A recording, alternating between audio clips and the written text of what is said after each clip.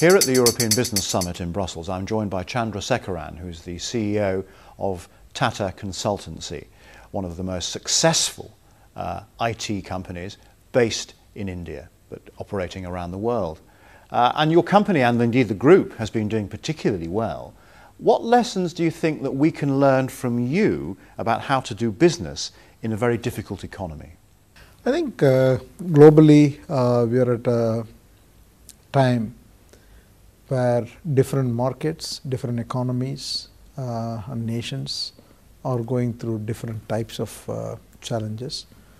We all talk about recovery, and there is no uniform recovery that we can expect, where at a particular point in time we can say that we are back to normal and we are back to a particular point in time, say a 2006 or a 2007. I think it's going to be a bit of a roller coaster ride, and what we need is a positive trend in every part of the world from an economic perspective, job perspective, and from a sustainability perspective, and that's what we are looking for, and it's going to take a bit of a time, in my opinion.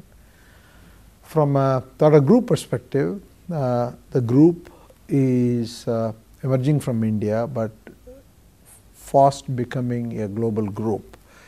We are already present in multiple countries, we are in multiple sectors, and the group is very growth oriented and is looking to grow, and in the process will be creating jobs in different economies in which we operate.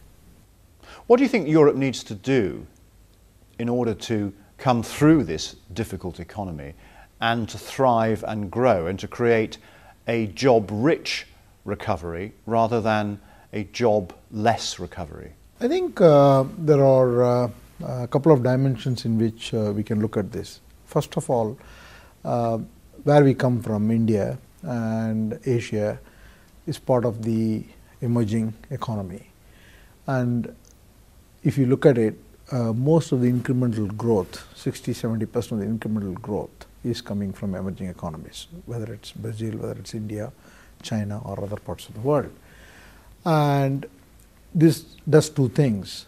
One, it creates jobs in emerging economies, but at the same time, it creates opportunities for companies in the West to sell their products and services in the emerging economies, which in turn will drive growth in their own markets. The second thing it does is the companies like us, not only Tata Consultancy Services, but also the rest of the Tata Group and other similar companies from the emerging markets are moving into different parts of the world, and they will be creating local jobs as well. So definitely there is a contribution to the different economies. Second is there is a contribution to job growth, both in the emerging economies as well as in the developed economies. But if you come to look at TCS per se, our background has always been working in the developed economies. Even today, a significant portion of our revenues, almost 75–80% of our revenues, comes from the major economies like US, UK, continental Europe, Australia, and so on and so forth. And in these markets, we do two things. One is work with companies to make them more efficient and also give them the latest technological advantage so that they can drive their growth. And as we grow, we are also creating jobs in these economies. So these are the two different ways to look at it. It's interesting that the conventional wisdom used to be that actually by outsourcing a lot of jobs to India, that we were losing jobs here in Europe. And yet now it seems that you are not only creating jobs back home, but you're creating jobs here as well. That's a bit of a turnaround. How's that happened? So I think the way to look at it is that skills and talent has become a global phenomenon. And wherever there is going to be talent, and that's going to be leveraged by companies from the West as well as companies from the East or emerging economies. With the advent of internet and the new tools that are available today, I think a global workforce is getting integrated and working together, and you will see more of that going forward. So I think boundaries are going to become less and less relevant as we go forward. Yeah, but how do you manage that global talent? That's really the big issue, isn't it? See, that's the biggest challenge. Nurturing and managing talent is the biggest challenge. Today, TCS has 238,000 professionals worldwide, and these people are distributed globally, not only from India but around the globe, and Latin America, US, Europe, Eastern Europe, China, Japan, and Africa, and every other part of the world. And the way we manage them is through a networked digital environment. We have a company culture, we have got processes, systems, and we work together across nations with these people in a digital world.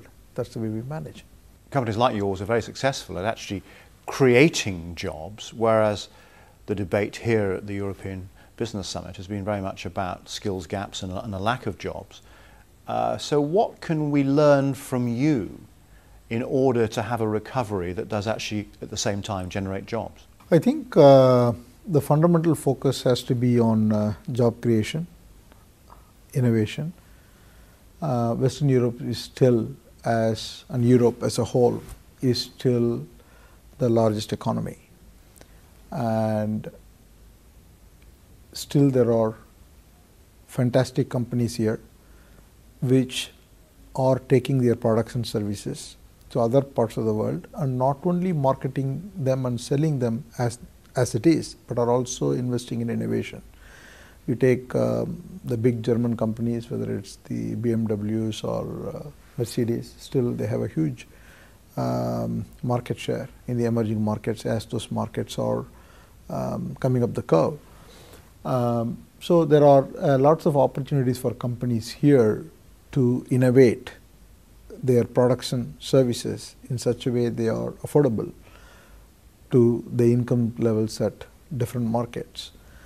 What is important is the movement of labor and the skill development, both going hand in hand, so that people are able to participate in the growth opportunities around the globe. Job opportunity for someone in Europe need not be only in Europe, or need not be only with companies in Europe. It can be in Europe with companies coming from elsewhere, or it may be in other parts of the world for a European company headquartered in Europe but operating in other markets. So the movement of labor is an important thing, and the skill development and the innovation. Where do you see the skills gaps in Europe? I think skills gaps has got three dimensions. One dimension is the shortage or scale of the gap. It's not the quality. The quality is there. The issue is the scale. Do you have enough of them? The second one is, are you having those skills at the place where you need them? The third one is, are we investing enough in education so that we can build the scale? So these are the three aspects that need to be addressed overall in Europe, I believe. I've been reporting on Tata for many years now, and what always struck me about it was that you have a very different philosophy, a very different approach. I mean, the structure of the company is very different from a lot of your Western competitors, and in a sense, although you're not a family firm, you do seem to have a lot of family values rather than short-term profit embedded in the way that you do business.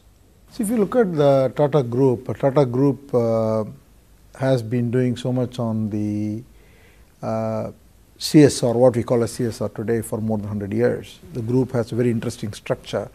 The holding company Tata Sons is almost two-thirds, more than two-thirds owned by two trusts which are philanthropic in nature.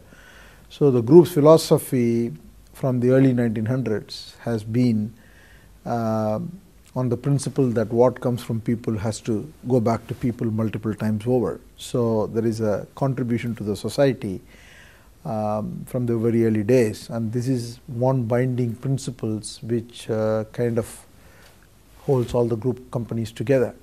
So we all are independent companies which operate in the market independently, but at the same time we are together with some common values and principles.